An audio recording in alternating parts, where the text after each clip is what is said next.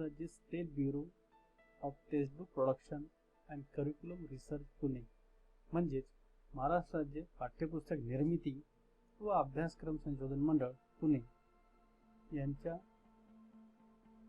सिलेबसनुसार आपण class 10 science and technology part 2 chapter 1 heredity and evolution हा पाठ आपण इथं पाहत आहोत. चला मग सुरुवात करूया आपल्या पाठाला. Let's see heredity and heredity changes, and it is the first point of your or first content of your chapter, heredity and heredity changes. So first one question is, what is heredity? So the transfer of biological character from one generation to the next one and with the help of gene, and this is called as heredity. विद्यार्थी मित्रांनो, याचा अर्थ असा होईल मराठीमध्ये, जनुकाच्या मदतीने एका पिढीकडून पुढील पिढीकडे जैविक गुणधर्म हस्तांतरण करण्याला, जैविक गुणधर्माच्या हस्तांतरणाला अनुवांशिकता असं म्हणायचं. अनुवांशिकता म्हणजे काय? तर जनुकाच्या मदतीने एका पिढीकडून पुढील पिढीकडे जैविक गुणधर्माच्या हस्तांतरणालाच अनुवांशिकता असं म्हटल्या जाते. The transfer of biological character from one generation to the next one with the help of gene, and this is called as heredity. Heredity and heredity changes. Let us see history of genetics. In this history, year, scientist, study topic and discovery or contribution. Let's see by sequence: year, scientist, study topic, discovery or contribution. Okay, now year 1886, scientist name is Johann Gregor Mendel and study topic is pioneer of the modern genetics. याला आपण मराठीमध्ये आधुनिक अनुवांशिकीचे Pioneer म्हणजेच वर्णाचा वारसा वगैरे वगैरे. तर बघूया. डिस्कवर. He discovered the series of experiments on pea plant to explain inheritance of characters. म्हणजे वर्णाचा वारसा स्पष्ट करण्यासाठी वाटाण्याच्या रोपावर एका सिरियली म्हणजे मालिका तयार केली आहे. प्रयोगाची मालिका तयार करून त्यांनी हा भाग आपल्याला दाखवलेला आहे. ही होती हिस्ट्री जॉहान ग्रेगॉर मेंडल यांची. series of experiment on pea plant. Now let's see next one. Let us see the picture and guess who is this man. Very good. Johann Gregor Mendel. He is the Johann Gregor Mendel. Now let's see second scientist.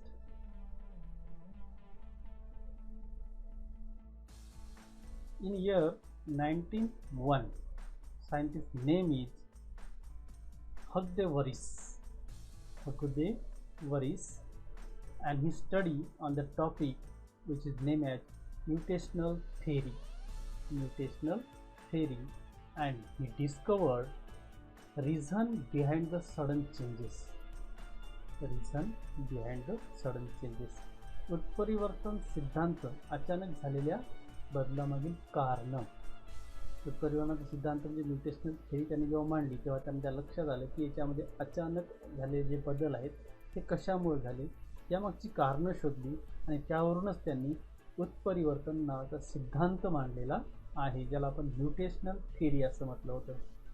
1901 Hugde Varis mutational theory, and he discovered reason behind the sudden changes.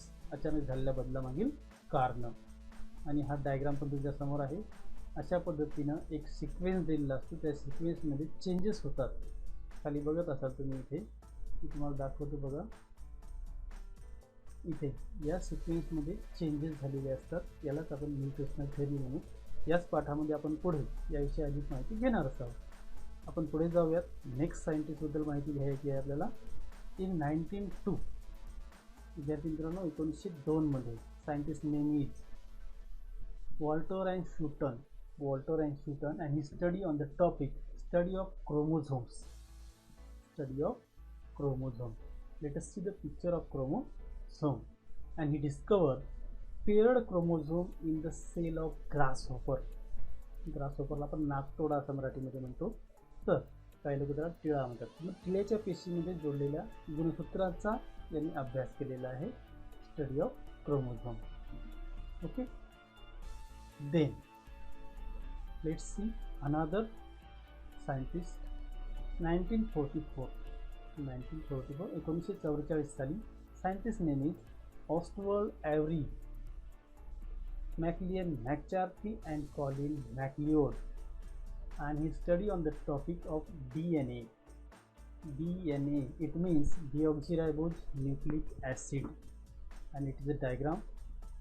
He discovered all living organisms have a DNA as a genetic material. सर्व प्रकारच्या सजीवामध्ये आनुवंशिक सामग्री म्हणजे genetic material हा त्यांचा DNA असतो. ऑस्टवर्ल्ड every, McLean मॅकचार्टी and Colin मॅकलिओड या शास्त्रज्ञांनी मिळून DNA बद्दलची माहिती दिलेली आहे.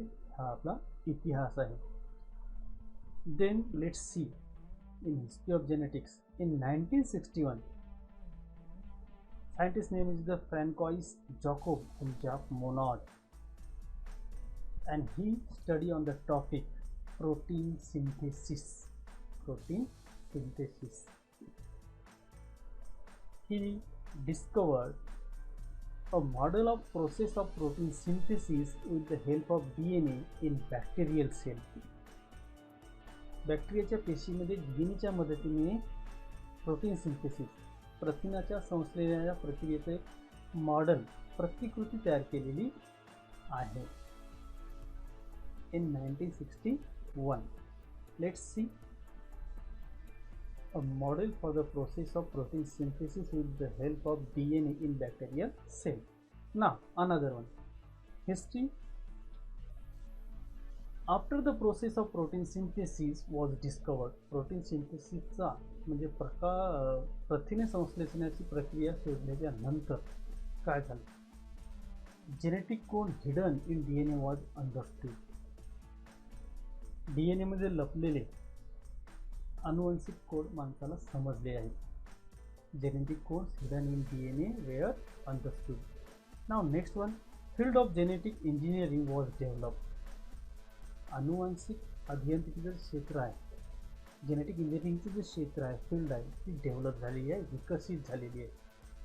Now third, emergence of the technique of recombinant DNA technology. Emergency of the technique of recombinant DNA technology म्हणजे रिकॉम्बिनंट DNAच्या तंत्रज्ञानाच्या तातडीची आपत्कालीन परिस्थिती आपल्याला DNAच्या म्हणजेच process of protein synthesis discover झाल्याच्या नंतर आपल्याला समजलेली आहे. Now let's see the benefit of science of heredity with an example. Benefits of science of heredity with an example. First benefit, let's see diagnosis of heredity disorder. Second one is treatment of incurable heredity disorder. Third one is prevention of heredity disorder. Next one is the production of hybrid varieties of animal and plant. And another one is the uses of microbes in industrial process.